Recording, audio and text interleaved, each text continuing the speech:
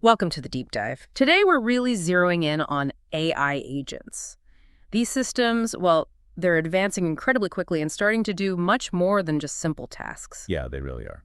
So our mission for you today is to unpack what these agents actually mean for society. We're drawing on this really lively recent discussion, actually. It brought together people from, tech, entrepreneurship. And even evolutionary biology, which adds a fascinating layer. Absolutely. It was this great mix of perspectives. You had the almost raw excitement from someone building this stuff right now. Hands-on experience. And then the, let's say, pragmatic view of a seasoned entrepreneur. Right, someone who's seen tech cycles before. And then this broader systemic viewpoint from the evolutionary biologists looking at complex systems. It gave us this really rich picture. Exactly, and they're all wrestling with these fundamental questions about where it's all going.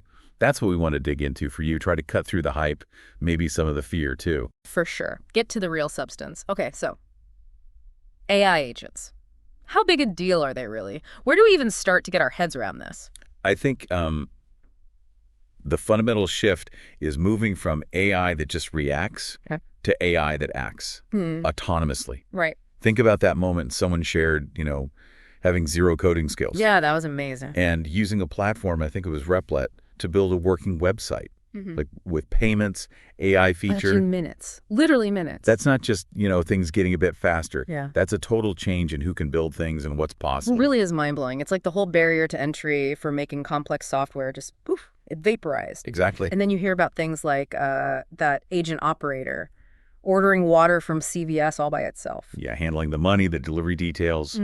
No human stepping in after the initial goal was set. So what defines that as an agent then compared to, say, a chatbot? Well, the key is that continuous operation towards a goal. Chatbots, you ask something, they answer. It's request response. An agent gets an objective, like order water. And it can keep working on that, potentially indefinitely.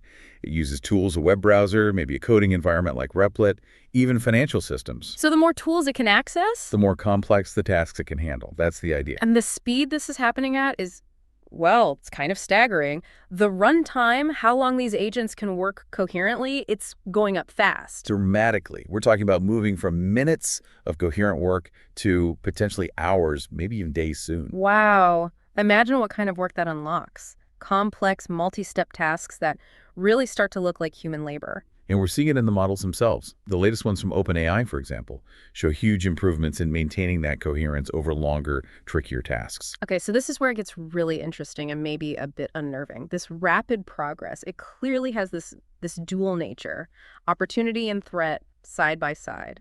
Precisely. I mean, on the one hand, the potential upside is just immense. You can see AI is this incredible engine for creating wealth, for tackling huge problems like healthcare, education, areas where we're currently limited by human capacity. The idea of just speaking your ideas into existence. Yeah. Imagine that.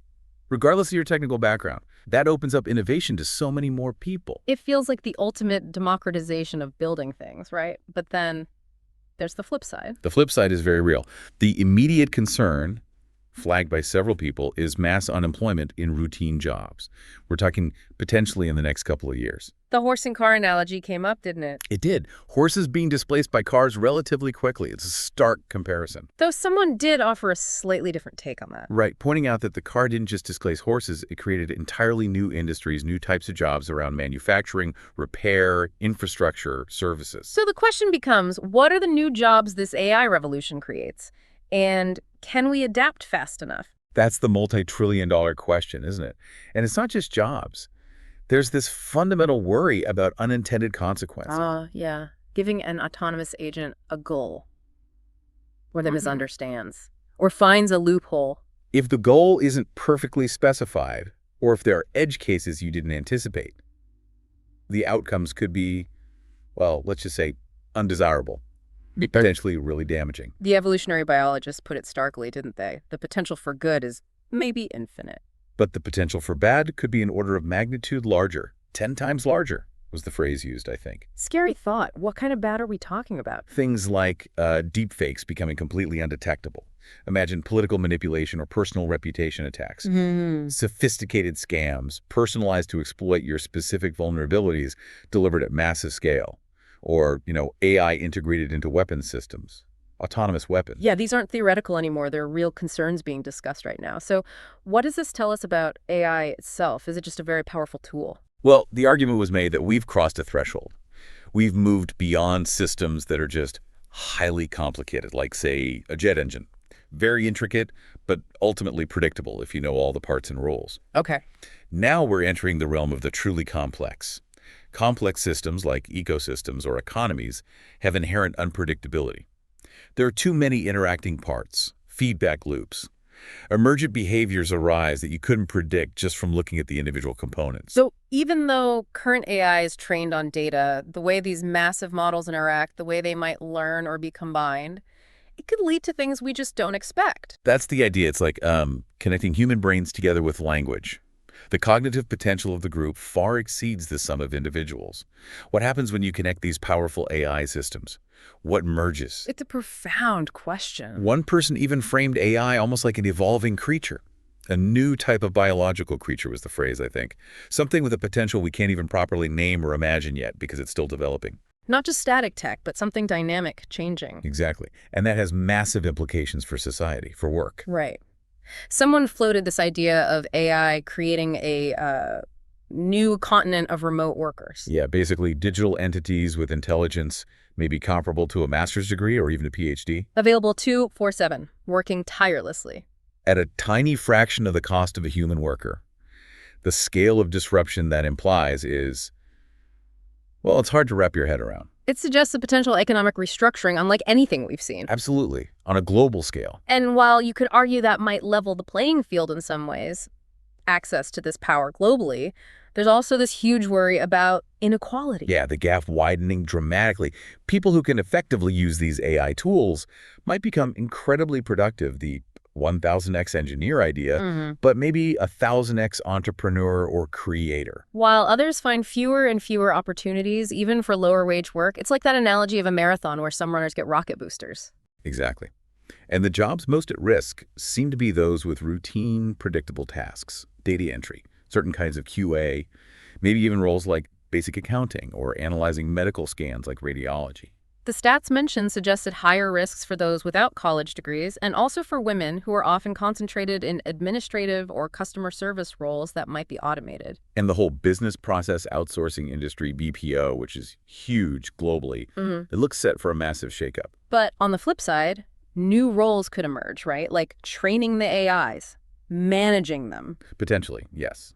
That was discussed. And also the possibility of a global leveling where someone in, say, a developing country could access the same cutting-edge AI tools as someone in Silicon Valley, allowing them to innovate and compete more directly. Interesting. But that power, it brings us back to the ethical minefield. Absolutely. The potential for bad actors, individuals, groups, even nations to misuse this technology is a massive concern. And some worry the negative uses might spread faster initially than the positive ones. Which leads to that whole debate about open sourcing AI. Right. It's a real tension. Democratize access, foster innovation. That's the pro-open source argument. But the risks. OpenAI themselves held back GPT-2 initially because they were worried about misuse. Making these incredibly powerful tools freely available is risky. And it's not just about big, dramatic misuse. What about creators, artists, writers? Yeah. If AI models are trained on their copyrighted work without permission or compensation, does that fundamentally devalue human creativity? How do you compete with an AI that can mimic your style instantly and produce endless variations? It's a huge challenge. And then there's the rise of personalized scams you mentioned. Exactly. AI con artists that know your specific psychological buttons to push based on your online footprint, that's chillingly effective. It really is. And all this forces us to ask some pretty deep questions about, well, being human. If AI starts predicting our needs, fulfilling them automatically, what happens to our own drive, our agency? That was a major theme, the potential erosion of human agency. If work becomes less necessary for survival or even comfort, where do we find purpose? Do we just consume? Could we face a kind of existential crisis? A mental health crisis born from, ironically, abundance and lack of striving. It's a real concern. The idea that agency itself, The ability and motivation to act and shape your world might become the key differentiator in the future. And what about human connection? Relationships. If AI can provide sophisticated companionship, virtual friends, fulfill emotional needs, does that impact real-world relationships? Family formation, birth rates. We already talked about a loneliness epidemic. Could this make it worse by offering a convenient, perhaps less demanding substitute? It's a possibility that's definitely raised. Yes. So, given all this, how on earth do we prepare? The discussion made it pretty clear our current education system isn't really set up for this future. Yeah, it feels like we need a massive shift, away from just learning facts. Towards lifelong learning, adaptability, general skills, being able to constantly learn new things, retool, pivot. More focus on understanding complex systems, maybe. Experimenting, prototyping, getting comfortable with change instead of relying on fixed plans. Absolutely. Cultivating what was termed high-agency generalists, people who are self-starters, motivated, curious, with a broad skill set, comfortable with ambiguity. And there were some practical thoughts on raising kids in this world too, right? Yeah, things like encouraging strategic thinking chess came up, resilience and discipline, maybe something like jujitsu, fostering entrepreneurial thinking early. And, crucially, limiting passive screen time, pushing creation over just consumption. It sounds like a very different approach. The overall feeling seemed to be that this AI advance, it's pretty much inevitable now. The consensus was yes, largely due to competitive pressures. Companies, countries, nobody wants to be left behind. There was a sense of maybe having missed a window, a period of relative peace and prosperity where we could have prepared more proactively. And regulating it effectively seems incredibly hard. Very difficult, especially globally. If one country heavily regulates, does innovation just move elsewhere? We see debates around the EU's AI Act, for instance. Will it protect people or stifle progress? The idea of universal basic income, UBI, inevitably comes up in these discussions. It does, as a potential cushion against job displacement. But the questions around it are huge. Is it affordable? What does it do to the economy? To motivation? To human purpose? Lots of debate, no easy answers. One thing that seemed clear is the need for basic AI literacy. Yes. Yeah. Just helping people understand fundamentally what these systems are, how they work, what they can and can't do. Demystifying it can help manage both the hype and the fear. Looking ahead, the fears expressed were quite varied. Yeah, ranging from, the sci-fi trope of malevolent AI, which most seemed less worried about, to the more immediate risks of misaligned AI, doing what we say, not what we mean. The derangement of our information ecosystem, the weaponization. And the potential acceleration of worrying demographic trends, possibly leading to instability or conflict. But balancing that, there was real optimism too. Definitely. Yeah. The potential in healthcare, better diagnostics, personalized medicine. Transforming education with tailored learning for everyone. Getting rid of soul-crushing, repetitive jobs. Freeing people up for more creative, fulfilling pursuits. There was this sense that, like the internet, we can't fully predict all the positive changes AI might bring. For entrepreneurs, the message seemed to be, stay close to the edge. This is where the action is. But that concern about autonomous weapons kept coming back. It felt like a particularly serious point of anxiety. Understandably, given the investments being made by major powers right now. And the difficulty of controlling this tech once it's out there. Attempts to lock it down could lead to more surveillance, more authoritarian control. Another potential negative outcome. And then right at the end, that fascinating detour into the Fermi paradox. Yeah, the idea that maybe advanced civilizations sort of disappear inwards. Developing tech that creates perfect internal simulations, infinite pleasure, so they lose the motivation to explore the physical universe or contact others. Wild speculation, but makes you think. For sure. So summing up, AI agents are clearly a massive shift. Huge potential, huge risks. Both progress and disruption on an enormous scale. And how it all plays out seems to depend heavily on how we adapt our skills, our education, our rules, and how we navigate these really tricky ethical questions. Right. So for you listening, maybe think about this in your own context. Your life, your job, what skills feel durable? How can you cultivate that adaptability we talked about? How do you stay informed? It's not passive anymore. We all need to engage with this. And maybe here's that final thought to leave you with. In a world where machines get smarter and smarter, what does it actually mean to be human? What provides value? And how do we steer this incredible power towards a future that actually benefits humanity, fosters meaning, and doesn't just optimize us out of the picture? Heavy questions. Definitely worth exploring further. Consider your own role in shaping what comes next.